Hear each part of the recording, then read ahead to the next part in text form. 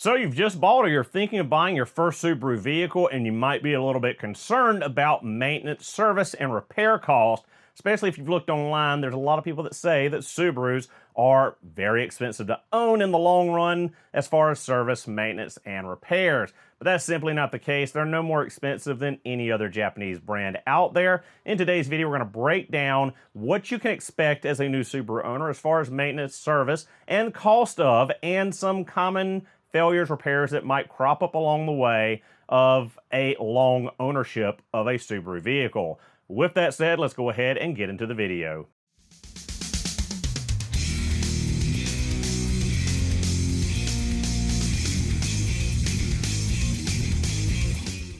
Now, let's be clear here. Maintenance is more than simple oil and filter changes. There's lots of other fluids in the vehicle to consider: filters, spark plugs, braking components. There's alignments to worry about, tires to worry as they wear through, on to larger repairs, suspension components, gaskets, etc. as that vehicle ages, passes 100,000 miles, and gets past the warranty period. It's no different than any other car out on the road today. There's not that much special or different about a Subaru compared to other makes and models. But we'll talk about those differences in the next segment.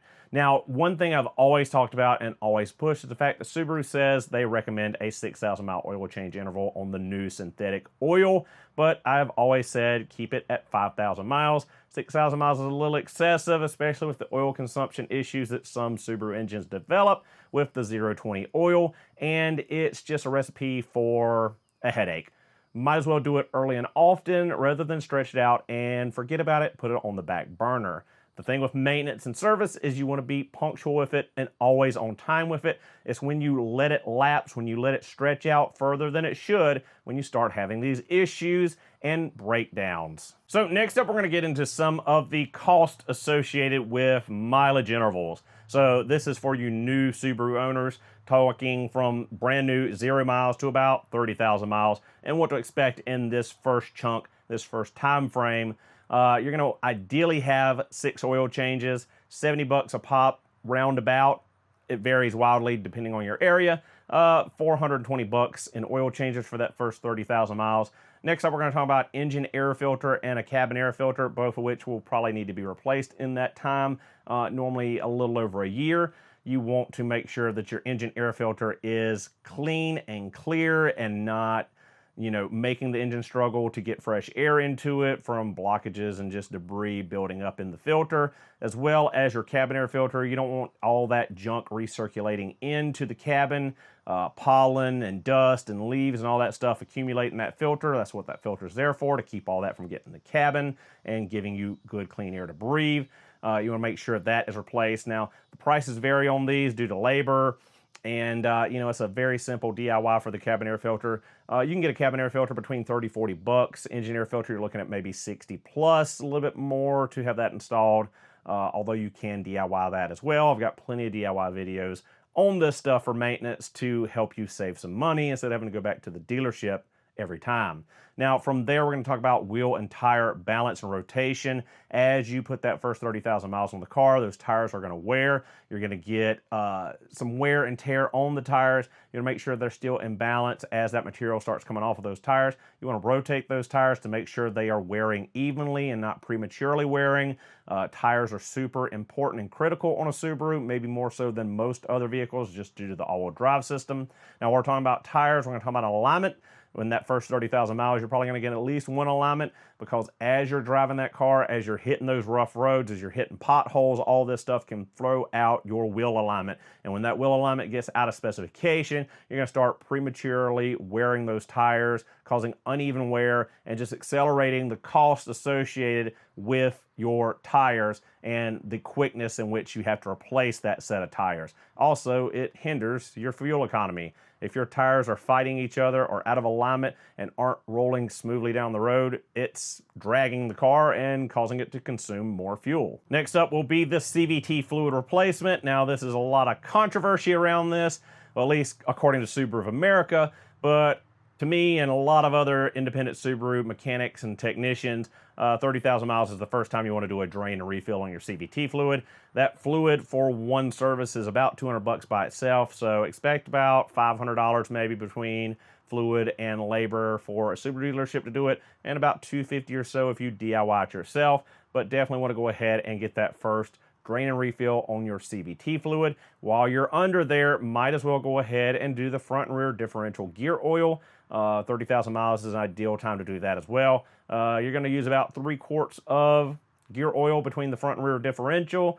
Again, prices vary depending on if it's independent, if it's a dealer, or you're DIYing it. Also, in this first 30,000 miles, you want to check your PCV valve. You want to check it, inspect it, and or replace it if needed. This is something that goes neglected a lot of times. It's something that's fallen to the wayside, that people have forgotten to check PCV systems on modern vehicles. But you need to make sure that that PCV valve is operating correctly and not letting all of that pressure build up inside the engine and start to blow out oil seals and cause leaks and headaches down the road. But I'll have those costs on the screen now, and just gives you a total of what you can expect for that first 30,000 miles in terms of regular routine maintenance and services needed. Now moving on to 30 to 60,000 mile interval. Now with the 30 to 60,000 mile interval, you're gonna be coming up on that second CVT fluid drain and refill, as well as the second service for the front and rear differential gear oil, which we just covered in the 0 to 30,000 mile. At 60,000 miles, most Subarus are ready for their first spark plug replacement. Now this can cost you several $100s again, depending on parts, labor, again, whether it's dealer, independent, or a DIY service. From there, depending on how aggressive you drive, if you're in the city or you're on the highway, you might be getting through your brake pads. It's at least time to inspect the brakes if you haven't already at 30,000 miles. But just depending on how hard you're on the brakes and wear and tear, you might be getting ready to do some brake pad and rotor replacements. Also, we got to worry about our tires as we get up to the 60,000 miles. Most passenger tires are good for about 60 to 80,000 miles. Somewhere in there around 70,000 is about optimal that you'll get out of an all-season tire. So tires are going to be an expense coming up very soon if they aren't already in this block. So have to worry about that. I mean, a good set of Michelin Defenders, which is what I normally run on a Subaru. Last I priced them was about 850 bucks for a set of 4 installed. Again, that's been a couple years ago. I know tire prices and price of everything are pretty volatile right now, so that's just a rough estimate in my head. I'll change and put it on screen if it's any different or vastly different than about 850 bucks. This could be a hot take, but first coolant replacement. Now, Subarus are using Subaru Super Coolant, the blue coolant rather than the old green. Now, this is rated by Subaru for 10 years, 100,000 miles, but I like to advise people that 8-year, 80,000 miles is a better interval to keep in mind, because as we found with these long life coolants like the GM Dex Cool when it came out, coined GM Dex Kill, a lot of people forget about it. If it's a 10-year, 100,000 mile coolant, most people never replace it. They completely forget about it. You know, back when we had the green coolants, it was a 3-year, 30,000 mile, 36,000 miles, somewhere around that area interval. People were more aware of and kept it in the forward part of their mind. When you stretch out these intervals and make stuff a lot longer, it goes on the back burner and people tend to completely forget about it and neglect it. Now, also in this time period, you're going to go ahead and change out your brake fluid. Now, a lot of people have been convinced by Dateline 2020, all these investigatory shows, that services, fluid exchanges, and all this are scams. They absolutely aren't. A lot of these shops charge people for services they don't perform. That is the scam, not the service itself being a scam. Your brake fluid, as I've talked about many times on brake systems, is hygroscopic. It will absorb moisture out of the air. As that moisture accumulates in that brake fluid, 2 things happen. Water in a hydraulic system is no good. You get spongy brake pedal, you get increased pedal effort to stop the car, and your brakes don't perform as well. Number 2 is, as that water accumulates in that brake fluid, you start getting rust inside of your braking system, inside of the master cylinder, inside of the calipers, inside of those hard brake lines. Rust starts to build up. That's why that fluid starts going from crystal clear, new out of the bottle, to dingy and dark brown and black. It's from that water and rust and buildup getting in that brake fluid from it not being serviced properly. So you got to worry about your first brake fluid replacement in this range roundabout. And also 6 more oil changes, ideally, again. And again, in this time frame, we're going to go ahead and check the PCV system once again, like we did at 30,000 miles. Now from 60,000 miles to the first 100,000 miles. Now in this interval, you're ideally going to have 8 oil changes. You're going to go ahead and replace that CVT fluid again, the front and rear differential gear oil again. You are definitely going to go ahead and be putting a set of tires on. If you didn't between 30 and 60,000 miles, you're most definitely going to be getting into the braking system if you didn't in that 30 to 60,000 miles, again, just depending on driving conditions and how aggressive you are in driving and on the brakes. And in this time frame, you are definitely going to be replacing that coolant if you didn't in 60,000 mile interval. So between the 60 to 100, 80, like I said, ideally, Subaru says you can go to the 100, but in this time frame, you're going to be replacing the engine coolant. And again, we'll have those associated costs on the screen. Now a big jump from 100,000 to 150,000 miles. Now again, ideally in this time frame, you're going to have about 10 oil changes. You're going to have another set of CVT fluid, rear and front differential gear oil replacements. You're going to get into your second spark plug replacement at about 120,000 miles. You might go ahead and do your second coolant replacement as you're getting close to that 160,000 miles. You may also be getting in time to do suspension. You might have control arm bushings, tie rods. You might have struts that are ready to be replaced. Actually, you will have struts that are ready to be replaced. A lot of people have forgotten about replacing struts at regular intervals because they've gotten so good. I mean, I've seen plenty of cars with over 200,000 miles at this point with Subaru factory installed struts on them. Back in the day, we used to change them between 60 and 90,000 miles, but now a lot of times people are stretching it out just because they're lasting longer. But in that time frame, you definitely want to replace a strut or the whole strut assembly all around the car. A lot of times we kind of forget as we drive the car and as we're acclimated to the car of handling characteristics, stopping performance, etc., until we get into a similar car with new struts on it and it drives completely different. We completely forgot how it was back when it was new because it gradually went away. It started gradually nosediving more and it started gradually swaying more and having more body roll. But just because it's not blown out doesn't mean it's not time to replace that strut. So strut assembly is definitely in that time. Brakes definitely in that time. Probably a second set of tires getting around that time.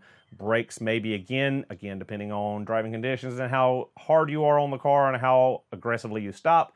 But there's a lot of stuff going on between 100 and 150,000 miles. Definitely some more costly repairs, like again, the sway bar bushings, the control arm bushings, maybe tie rods, things of that nature. You're getting into more repairs, and likely in this time frame, you're going to be starting to put hub assemblies, wheel bearing assemblies in, especially if you are in the rust belt, and maybe some ball joints. A lot of this stuff is going to start going, again, in the rust belt, more so than in the south, just because of the corrosion, the road salt in the winter, all that stuff will start to break that stuff down and accelerate wear compared to other drier and less volatile areas where the weather's not as harsh and severe. Now on to some surprise cost and common failures that might crop up, especially if you're not keeping up with your maintenance and service as you should be. So there's always the potential for CVT failures, complete failures, or chain slip, or a solenoid going out, or valve body issues, or torque converter issues. Any of these can crop up at any time. Less likely if you are staying on top of your fluid replacements and servicing correctly, and also if you're not heavily towing and off-roading and jackrabbit starting and abusing your transmission or really beating on your car. A full replacement is still $6,000 to $8,000, somewhere in that neighborhood. Torque converter or valve body jobs over $1,000. It's a lot of costs associated compared to keeping on track with those $500 fluid replacements, which at 150,000 miles, you've done 4 or 5 at that point. So I would rather pay that and not worry about a CVT failure, but that's just me. On the other side, we got to worry about the potential for oil consumption issues. But a lot of that, as I've said in many other videos, comes down to the weight of oil you're using, people neglecting their oil change intervals, stretching out oil changes, letting sludge occur and gumming up those rings and causing the oil control rings to stick and causing excessive oil burning. You keep on top of the maintenance, and a lot of times that oil consumption issue won't crop up, but if it does, a lot of times you can just go up to a slightly heavier oil and stave off the concern. Also, we talked again about suspension and hub assemblies, wheel bearings, things of that nature. Again, more prevalent in the Rust Belt. Not normal, going to happen down here in the Southeast, near as much as the Rust Belt, but it's a potential to pop up and can come up and be costly. So something to think about, something to plan back for. You always want to keep a little bit of money tucked away, just an emergency in case one of these surprise repairs crop up along the way. And lastly, with the F series of engine, oil leaks could come up at any time, either cam cover leaks, cam carrier leaks, head gasket leaks, timing chain cover leaks, etc. But again, if you're keeping on top of those oil changes, if you're servicing your PCV valve and keeping the system working optimally, you're likely not going to develop any of these leaks. What are the top ways to stave off these potential failures, issues, and keep the cost of ownership low? Always changing the oil on time and regularly. Always servicing the CVT and not believing the myth of lifetime fluids. Keeping your tires aligned, making sure you save on tire wear and excessive fuel usage. Making sure that you use genuine Subaru parts or high quality parts that are from the OE manufacturer, OE provider for Subaru parts. Trying to find a good independent Subaru repair specialist rather than the dealership, just to keep your labor costs down. A lot of this stuff can compile into big savings over the long haul of, say, a 10-year, 100,000-mile ownership of a Subaru vehicle. So let's say, as an average owner of a Subaru that owns one for 10 years, 150,000 miles, what can you expect as far as your cost in maintenance, repair, service, etc.? So as far as routine maintenance and services, you should expect around $5,000 to $6,000. As far as tires, brakes, suspension components, $2,000 to $3,000. And as far as surprise failures or breakdowns, you could be looking at another $3,000 to $5,000. All in all, over 10 years, you could be looking at between $10,000 to $15,000 range. Again, prices vary wildly depending on your area and location. Now, $10,000 to $15,000 in repairs over 10 years seems like a lot, but it breaks down to about $1,000 to $1,500 a year. Now, that's pretty acceptable. That's pretty much standard for any make or model. It's not astronomically high. It's not abnormally high compared to a Toyota, a Honda, a Nissan, a Mazda, a Chevy, Ford, Dodge, etc.